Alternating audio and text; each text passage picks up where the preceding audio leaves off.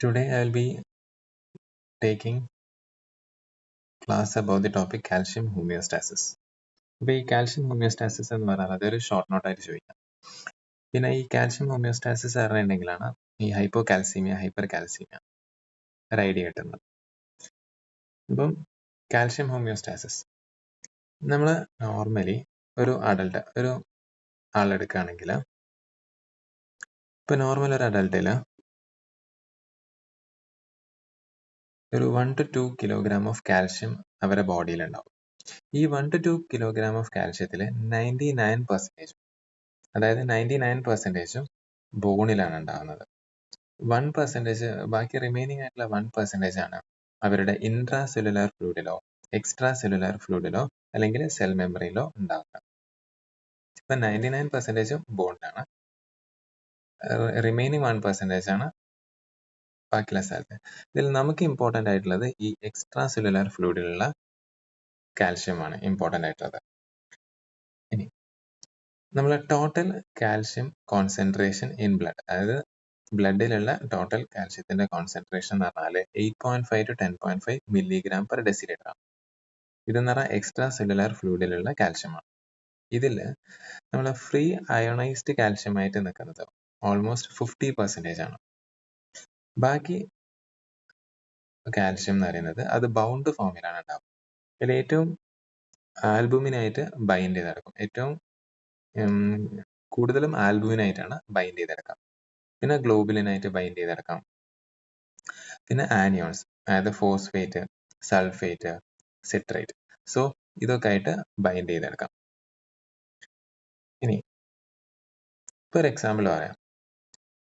അപ്പം നമുക്കിപ്പോൾ ഒരു കാൽഷ്യത്തിന്റെ വാല്യൂ, ഫോർ എക്സാമ്പിൾ പറയുകയാണെങ്കിൽ കാൽഷ്യത്തിന്റെ വാല്യൂ നമുക്കൊരു 7.6 കിട്ടി. അപ്പം നമ്മൾ സീറം ആൽബുമിനോടെയും ചെക്ക് ചെയ്യണം. സീറം ആൽബുമിൻ നോർമൽ ആണെങ്കിൽ അത് നമുക്ക് എടുക്കാം നോർമലായിട്ട്.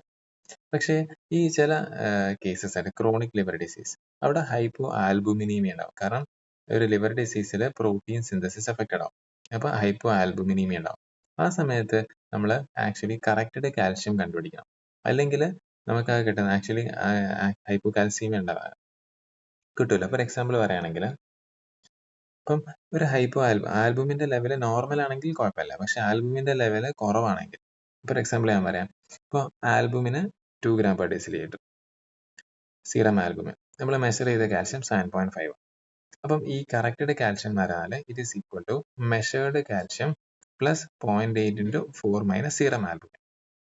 അപ്പം ഈ വാല്യൂ ഇതിൽ ഇട്ട് കൊടുത്തിട്ടുണ്ടെങ്കിൽ 4 minus 2 into 0.8 1.6. അപ്പം 7.5 plus 1.6 9.1 ആണ്. അപ്പം കറക്റ്റഡ് കാൽഷ്യം നോർമലാണ്.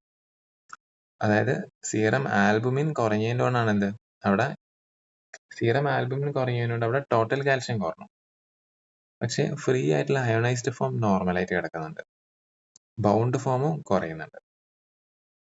അപ്പം നമ്മൾ ഈ ഹൈപ്പോ കാൽസീമിയ ഹൈപ്പർ കാൽസീമിയയുടെ സിംറ്റംസ് ഒക്കെ ഉണ്ടാക്കുന്നത് അത് ഈ പറയുന്ന ഫ്രീ ആയിട്ടുള്ള Ca2+ എന്ന് പറയുന്ന ഫ്രീ ആയിട്ടുള്ള കാൽഷ്യമാണ് ഉണ്ടാക്കുന്നത്. ഇനി അസിഡോസിസും ആൽക്കലോസിസും.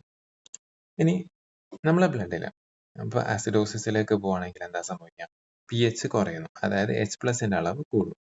സോ H+ന്റെ അളവ് കൂടുകയാണെങ്കിൽ നമുക്ക് അതായത് ഈ നമ്മുടെ കാൽഷ്യം അത് ആൽബുമിനായിട്ട് ബൈൻഡ് ചെയ്ത് കിടക്കാനുണ്ടോ, ആൽബുമിനായിട്ട് ബൈൻഡ് ചെയ്ത് കിടക്കാം. അപ്പൊ കുറെ H+ വന്നാൽ ഈ കാൽഷ്യം ആൽബുമിന്ന്, അതായത് H+ പോയി ആൽബുമിനെ ബൈൻഡ് ചെയ്യാൻ നോക്കും. അപ്പൊ കാൽഷ്യം ആൽബുമിനെ ഡിസ്പ്ലേസ് ചെയ്യും. എന്ന് പറഞ്ഞാൽ അവിടെ കാൽഷ്യം ബൈൻഡിങ് ടു ആൽബുമിൻ കുറയും അസിഡോസിസ്. ആൽക്കലോസിസ് ആകുമ്പോഴോ, ആൽക്കലോസിസ് ആകുന്ന സമയത്ത് ഈ ആൽബുമിനില്ലേ അത് കൂടുതൽ നെഗറ്റീവ്ലി ചാർജ്ഡ് ആയിട്ട് മാറും. അപ്പൊ ആൽബുമിൻ കൂടുതൽ നെഗറ്റീവ് ആയിട്ടുള്ള ചാർജ് ആയിട്ട് മാറാൻ കൂടുതൽ കാൽഷ്യം വന്നിട്ട് ബൈൻഡ് ചെയ്യും. അപ്പം calcium binding to albumin increase ചെയ്യും ആൽക്കലോസിസ്. ഇപ്പോൾ ഇത് ക്ലിനിക്കൽ സിനാരിയോയിൽ പറയുകയാണെങ്കിൽ ഒരു പേഷ്യന്റ് ഭയങ്കരമായിട്ട് വോമിറ്റ് ചെയ്തു. അങ്ങനെ ഭയങ്കരമായിട്ട് വോമിറ്റ് ചെയ്തിട്ടുണ്ടെങ്കിൽ പേഷ്യന്റിന്റെ വയറിൽ ആസിഡ് ആണല്ലോ, ആസിഡ് പുറത്തോട്ട് പോയി. അപ്പൊ ബ്ലഡ് എന്താവും, ആൽക്കലോസിസിലേക്ക് പോകും. ഈ ആൽക്കലോസിസ് എന്താണ്, ഇത് മെറ്റബോളിക് ആൽക്കലോസിസ് ആണ്. മെറ്റബോളിക് ആൽക്കലോസിസ് ആണ്.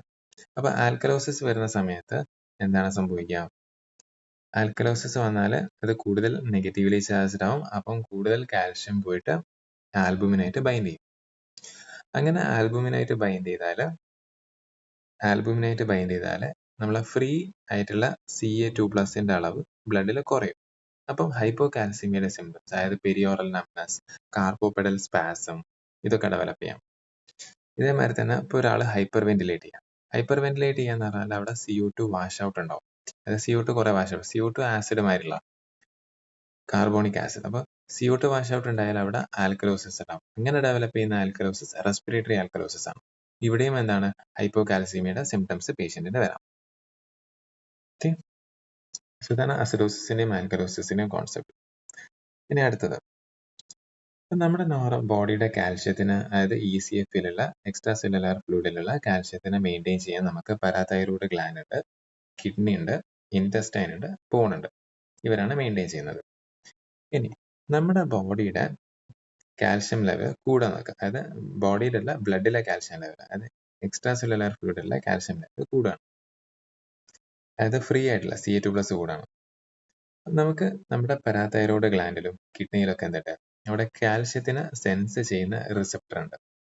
ഈ കാൽഷ്യത്തിനെ സെൻസ് ചെയ്യുന്ന റിസപ്റ്റർ നമ്മുടെ ബോഡി, ഈ ഫ്രീ ആയിട്ടുള്ള അയോണൈസ്ഡ് ആയിട്ടുള്ള, ഇതിന് ആക്ച്വലി അയോണൈസ്ഡ് ആയിട്ടുള്ള Ca2+, അതിനെ മാത്രമേ എന്തുള്ളൂ സെൻസ് ചെയ്യാൻ പറ്റൂ, ഈ കാൽഷ്യം സെൻസിങ് റിസപ്റ്റർ. അപ്പൊ ഇത് കൂടിയുണ്ടെങ്കിൽ ഈ കാൽഷ്യം സെൻസിങ് റിസപ്റ്റർ ആക്ടിവേറ്റഡ് ആവും. അങ്ങനെ ഈ റിസപ്റ്റർ ആക്ടിവേറ്റഡ് ആയാൽ അത് നമ്മളെ പാരാതൈറോയ്ഡ് ഹോർമോണിനെ പോയി അതിന്റെ സെക്രീഷനെ ഇൻഹിബിറ്റ് ചെയ്യും.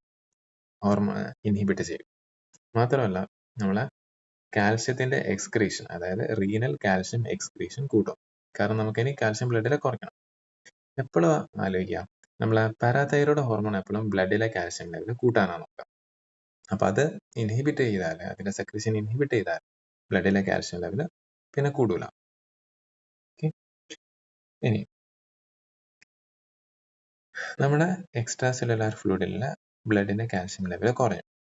അപ്പൊ ബ്ലഡിന്റെ കാൽഷ്യം ലെവൽ കുറഞ്ഞിട്ടുണ്ടെങ്കിൽ അവിടെ അപ്പൊ തന്നെ പാരാതൈറോയ്ഡ് ഹോർമോൺ റിലീസ് ചെയ്യും. പാരാതൈറോയ്ഡ് ഹോർമോൺ കൂടിയിട്ടുണ്ടെങ്കിൽ ബ്ലഡിലെ കാൽഷ്യം ലെവൽ എങ്ങനെയെങ്കിലും കൂട്ടാനാണ് നോക്കുക. അപ്പൊ എന്തൊക്കെ ചെയ്യും, അതായത് ഇത് ബോണിലെ പോയി ആക്ട് ചെയ്ത് ബോൺ റിസോർപ്ഷൻ ഉണ്ടാക്കും. പിന്നെ പാരാതൈറോയ്ഡ് ഹോർമോൺ ഡയറക്ട്ലി പോയിട്ട് പാരാതൈറോയ്ഡ് ഹോർമോൺ ഡയറക്ട്ലി നമ്മളെ കിഡ്നിയുടെ പ്രോക്സിമൽ ട്യൂബ്യൂളിൽ പോയിട്ട് അവിടെ കാൽഷ്യത്തിന്റെ റീഅബ്സോർപ്ഷനെ ഹെൽപ്പ് ചെയ്യും.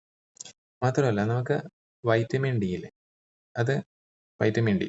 അപ്പോൾ vitamin D, active form of vitamin D ആദ്യം കോളികാൽസിഫെറോൾ എന്ന് പറഞ്ഞ ഫോം ഉണ്ട്.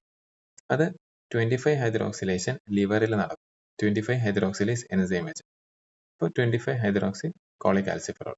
പിന്നെ അത് കിഡ്നിയിൽ വന്നിട്ട് 1 ആൽഫ ഹൈഡ്രോക്സിലേസ് എൻസൈം, അത് കിഡ്നിയിലുണ്ട്. അവിടെ വന്നിട്ട് ആക്ട് ചെയ്ത് 125 ഡൈഹൈഡ്രോക്സി കോളികാൽസിഫെറോൾ. ഇതാണ് active form of vitamin D. അപ്പൊ ഈ active form of vitamin D form ചെയ്യാന് ആൽഫ ഹൈഡ്രോക്സിലേസിന് PTH വന്നിട്ട് സ്റ്റിമുലേറ്റ് ചെയ്യും. അപ്പൊ എന്താണ്, കൂടുതൽ vitamin D, activated form of vitamin D ഉണ്ടായിട്ട് അത് ഇൻറ്റസ്റ്റൈനിൽ പോയിട്ട് കാൽഷ്യത്തിന്റെ അബ്സോർപ്ഷൻ കൂട്ടും. അങ്ങനെ ബ്ലഡിലെ കാൽഷ്യം ലെവൽ കൂട്ടാമോ. സോ ഇതാണ് കാൽഷ്യം ഹോമിയോസ്റ്റാസിസ് എന്ന് പറഞ്ഞാൽ.